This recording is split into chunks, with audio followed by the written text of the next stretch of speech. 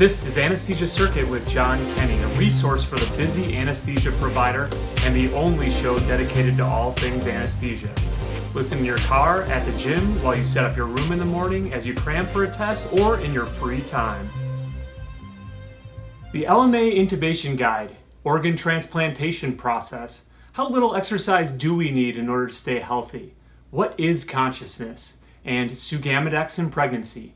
This and more in today's episode of Anesthesia Circuit with John Kenny, the only show dedicated to all things anesthesia.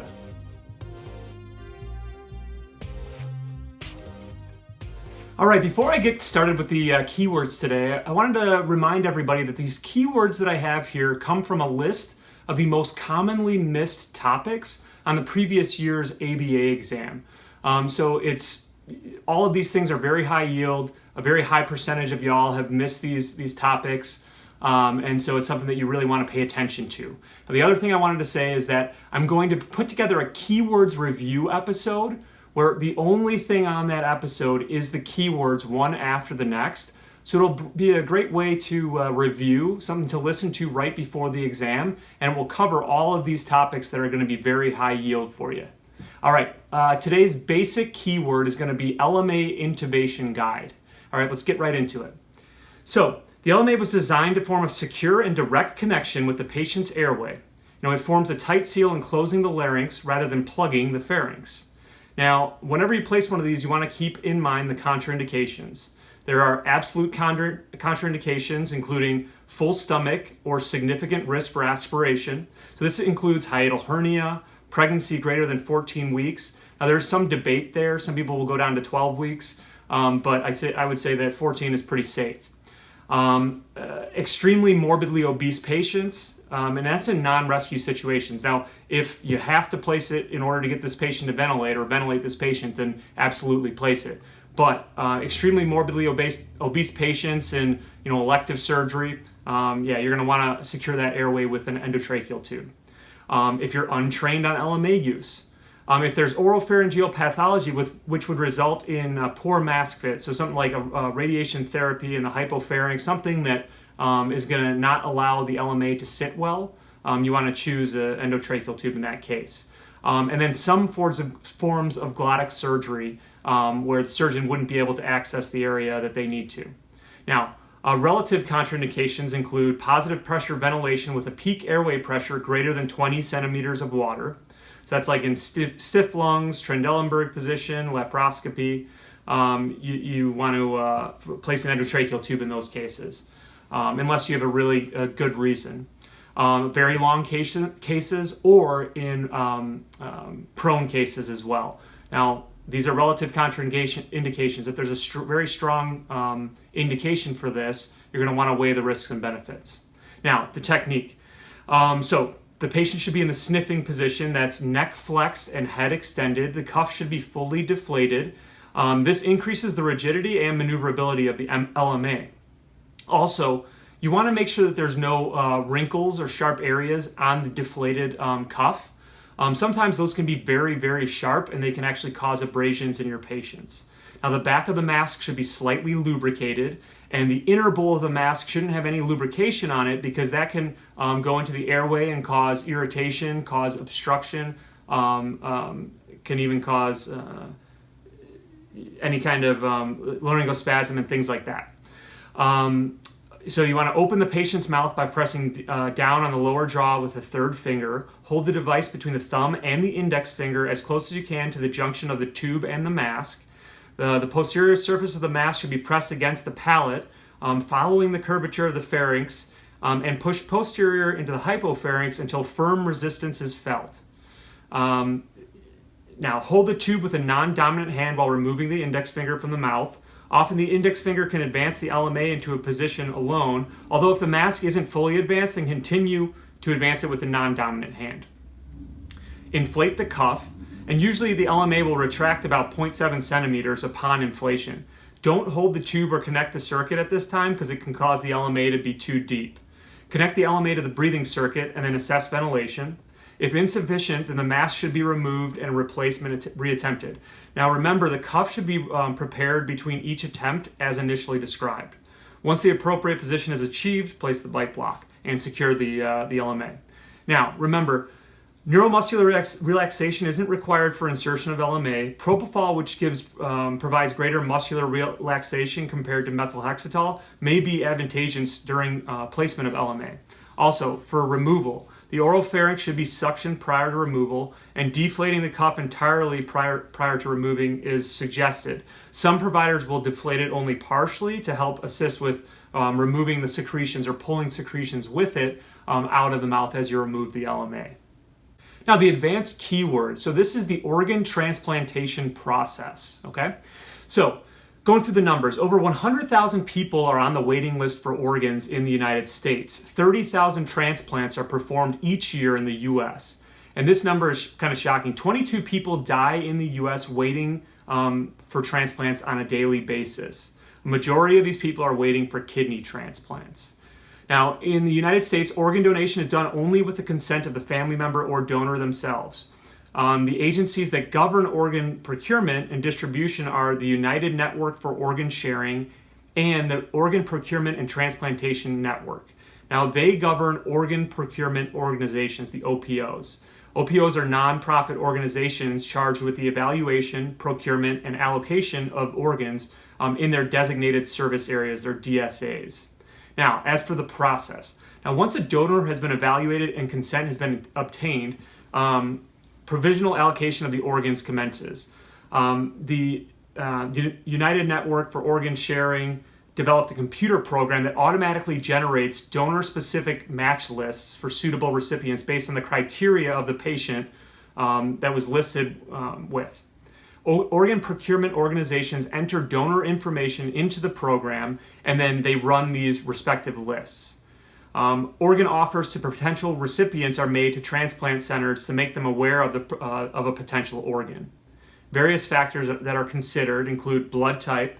Other medical factors weigh into the allocation of every donated organ, but each organ type is very specific. So for kidneys include wait time, donor-recipient immune system incompatibility, the pediatric status, if they're a pediatric patient, prior living donor, how far from the donor hospital the organ is, and then survival benefit.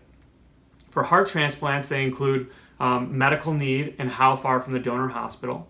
For lungs, they include survival benefit, medical urgency, waiting time, and distance from donor hospital. And for liver transplants, they include medical need and distance from donor hospital. Now, for heart transplantation, medical urgency is denoted by the recipient's status. So status 1A, 1B, and status 2. So for 1A, so here are some criteria for patients who are status 1A. Mechanical circulatory support, VAD with complications, mechanical ventilation, pulmonary artery catheter with one high dose or multiple dose ionotropes, or exception granted by the regional review board. So 1B is mechanical circulatory support beyond the 30-day interval, continuous intravenous ionotropic support, exceptions granted by the regional review board. And then if they're status 2, they don't meet the criteria for 1A or 1B. Now, lungs are allocated based on the lung allocation score, and that's determined based on urgency, predicted survival, and with and without transplant, and wait time. And then livers are allocated using both systems, MELD and PELD score. So MELD is model for end-stage liver disease, and PELD is pediatric end-stage liver disease.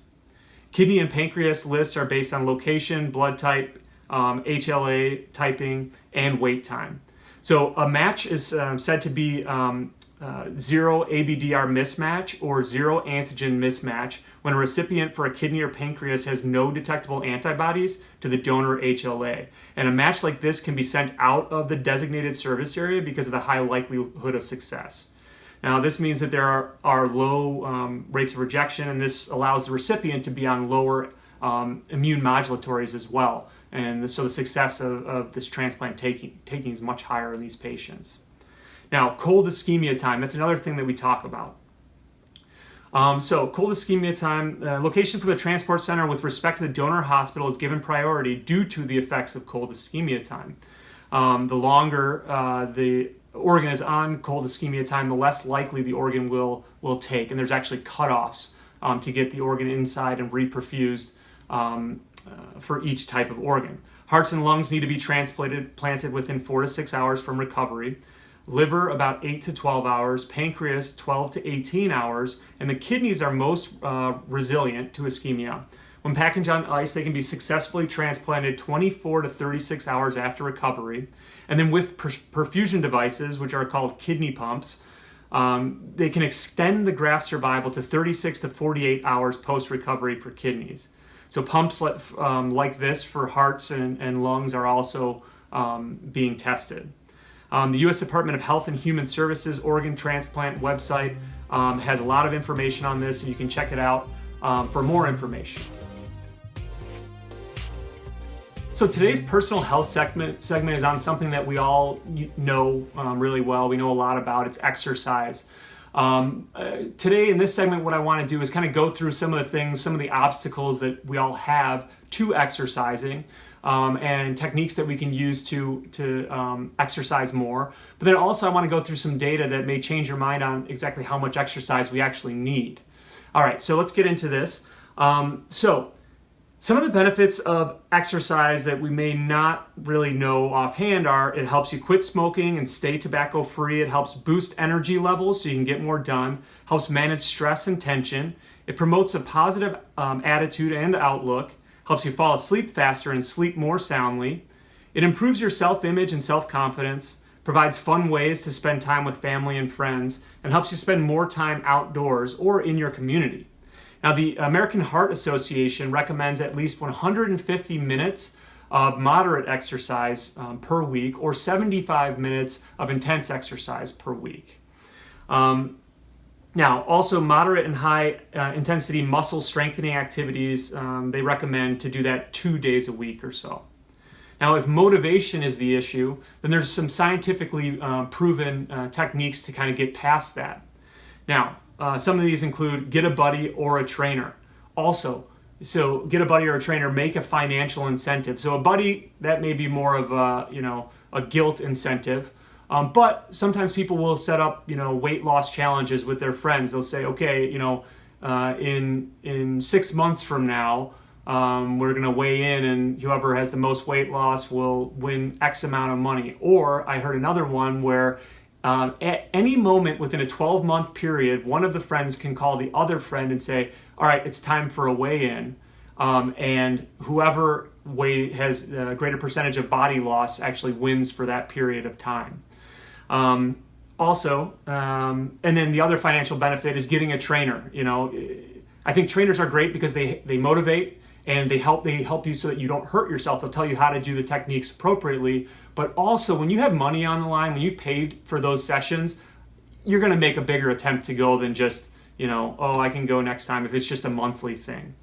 Now, plan ahead. So don't go home after work and lay on the couch and then try to motivate yourself afterwards. The night before, plan your day out and say, okay, yes, I'm going to go first thing in the morning. I'm going to go before work, or I'm going to make some time at lunch, or I'm going to stop at the gym before I go home. Lay out your gym clothes, put your gym bag together and everything like that.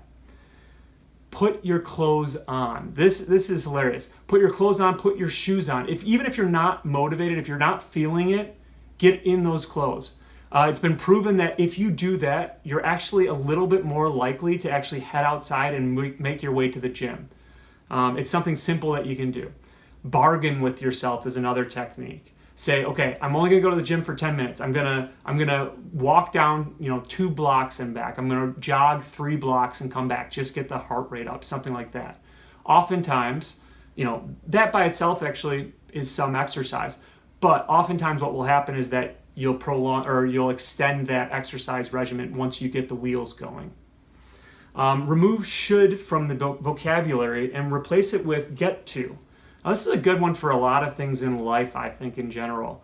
I should work out. I should eat right. I should go outside and enjoy the day.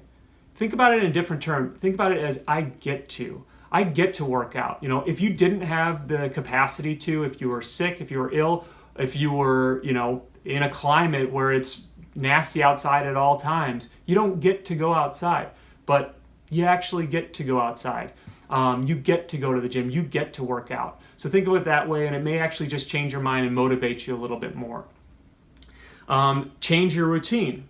You know, if you're always just lifting weights and you're always doing the same thing, try something new. Try an aerobic workout. Try a CrossFit type workout. Try swimming. Try yoga. Try Tai Chi. Something like that. That tends to revitalize yourself and encourage you to work out a little bit more. Pavlov's dog yourself. Okay, I like this one. Give yourself a reward. So every time you go to the gym, say, okay, after the gym, I'm gonna treat myself to a smoothie. I'm gonna watch a TV show after the gym, but I have to get that thing out of the way first. It's been proven to help as well. Now, Freud yourself. Actually, it's Aaron T. beckoning yourself. And that's, if you know cognitive behavioral theory. But for those of us who are not versed in psychosocial intervention, this means visualizing a benefit of exercise as a motivational strategy. So think about how energized you feel after your run. Visualization is only the first part of this, though. Now, success has been shown is that once you visualize it, then take it a few steps back and say, what's preventing me? What's inhibiting me from going forward and having success in that? And then overcome that inhibition. If time's an issue, break up the exercise into short bouts. 15, 20 minutes is just as beneficial because exercise is additive.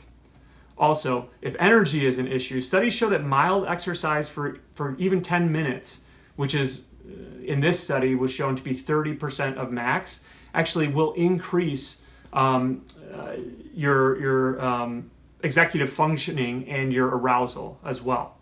So all of that being said, get out, get moving. There's a lot of resources out there for you to give you tips on how to do so. And we'll see you in the gym. What if I asked you, how does anesthesia work? Would you have a good answer for that? Would you talk about some receptor mechanisms or something like that? What if I asked you about consciousness? How are we conscious? Well, these are actually really complicated questions that nobody really has a exact answer for yet. But a study in this month's anesthesiology shed a little bit more light on this. Now, I was a little bit weary of doing this, of featuring this study because of the fact that it's so basic science dense. It's chock full of words like electron pi clouds and van der Waals forces and London forces and things like that. And honestly, it can make you go to sleep pretty quickly. But the idea and what it found, I think, is very, very important in terms of our understanding of consciousness in general. And it's kind of a little bit fascinating for those, when those patients ask us in the pre-op area, what is consciousness? How do we take away consciousness? Have you ever had those real philosophical, theoretical people ask you those questions? Well, I have. Anyway, so the title of this episode or this study is Nuclear Spin Attenuates the Anesthetic Potency of Xenon Isotopes in Mice. Implications for Mechanisms of Anesthesia and Consciousness. Okay, are you still with me? All right, I promise I will make this somewhat interesting. So the prevailing theories of what consciousness or how consciousness is something called is a quantum theory of consciousness. So we all know how there are different areas in the brain that process different parts of our perceptive experience. We have visual areas that will see motion and color and things like that. We have an emotional component to it as well. Let's say that we see a fire truck racing down the road.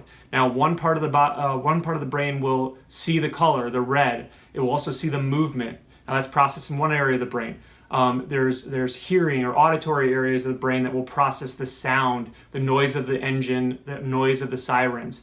Olfactory areas will process the smell of the engine, the smell of the exhaust going by. There will be an emotional component to it. Maybe you have a family member who's a firefighter and you feel pride or something like that. Well, these are all processed in different areas of the brain. How do all of these things coalesce into one conscious understanding of what's going on? Well, it's this quantum theory of consciousness that it's talking about. And very basically what that says is that it's not exactly the axon and the neurotransmitter and the dendrite that's causing this communication and this consciousness. It's actually on the atomic particle level. It's forces on the atomic particle level that are causing waves throughout the entire brain, where there's distant communication between parts of the brain. And this study showed that there's something called nuclear spin that has to do with that.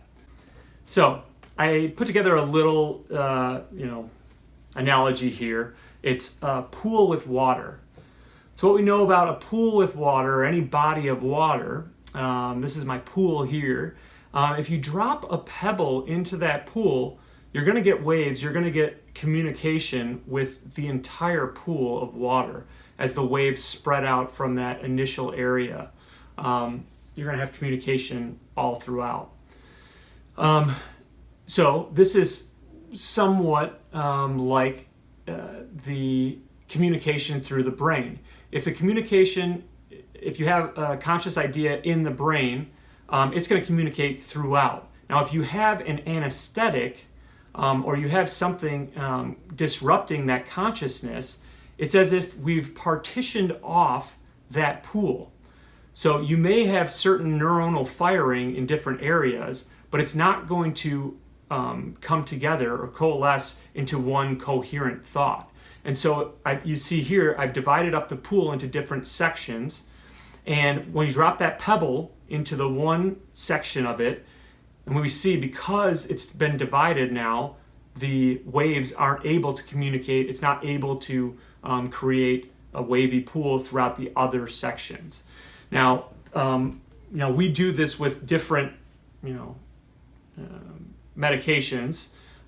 In this study, what they did was they showed that different isotopes of xenon have different nuclear spin. And one thing that they've noticed is that atoms with nuclear spin are better able to entangle or cause forces on the surrounding atoms. And so what this study showed was that xenon with nuclear spin actually had a much higher Mach, or it was much less potent than xenon without nuclear spin. And so what all of this is saying is that this is just evidence to support the idea that there are quantum processes that are going on in our consciousness, that our brain, that certain areas of the brain are talking to other areas of the brain with these quantum processes. All right. I hope I didn't lose you too much. I think it's very fascinating in terms of how we understand what consciousness is, and also gives us a little bit more insight into how we understand how anesthetics work. So today in anesthesia news, all right, I'm highlighting a letter to the editor published in July 2018 edition of Anesthesia and Analgesia. And the authors in that asked the question, why complicate a patient's life to simplify your own? Now, what they're referring to is the use of Sugamidex in young female patients taking oral contraceptives. So we know that Sugamidex interferes with the metabolism of hormonal contraceptives and can actually increase the risk of pregnancy for 7 days following the administration of Sugamidex. And so the official recommendation is, if you've given that patient Sugamidex, that they should take their oral contraceptives, but then use a different form of birth control during that period of time, or those 7 days. What the authors aren't against the use of Sugamidex, but they're just adding some food for thought. They're pointing out that both these authors teach in an academic center, and they've noticed that there are many young residents who haven't even mixed up neostigmine and glycopyrrolate for reversal and just go to Sugamidex at first. And what they're saying is that not to take Sugamidex for granted, that there are risks associated with it, and these should be looked into. Also, when it comes to the anesthesia consent, for any young woman taking oral contraceptives, this should be included in that consent as well. Also, now there's new consensus guidelines for the use of IV ketamine for the treatment of acute pain. Now, this was published in the July 2018 edition of Regional Anesthesia and Acute Pain. IV ketamine has been used for chronic pain patients for a long time, and it has great, safety and use profile there. Now, only recently it's been used for acute pain in non-chronic pain patients. This evidence supports the use of ketamine for acute pain in a variety of contexts, including as a standalone treatment in the acute pain setting or as an adjunct to opioids. Also then to a lesser extent as an intranasal formulation. So definitely some food for thought there.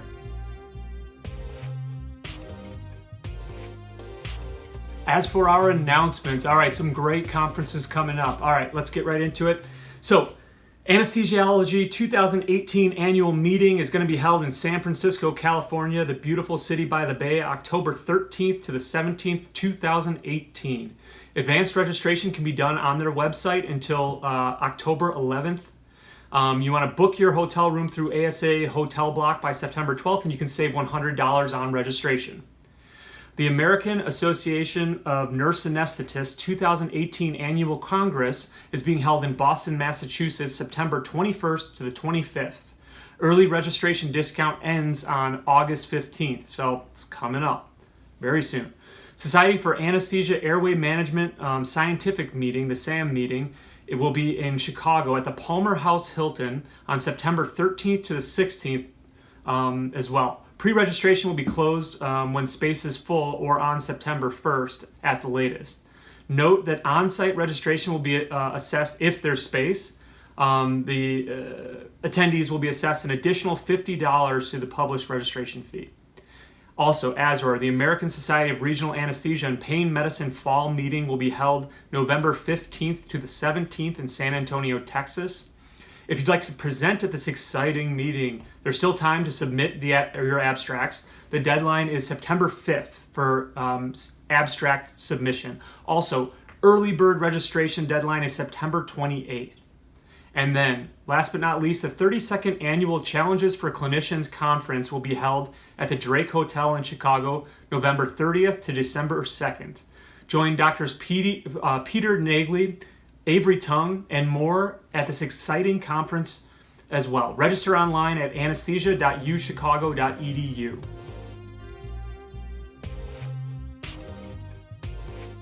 All right, thank you so much for joining me again. I had a great time. I hope you guys did too. I think we went through some really important things, some great information. As always, tell friends, like, click, share, so that we can get the word out about this great content.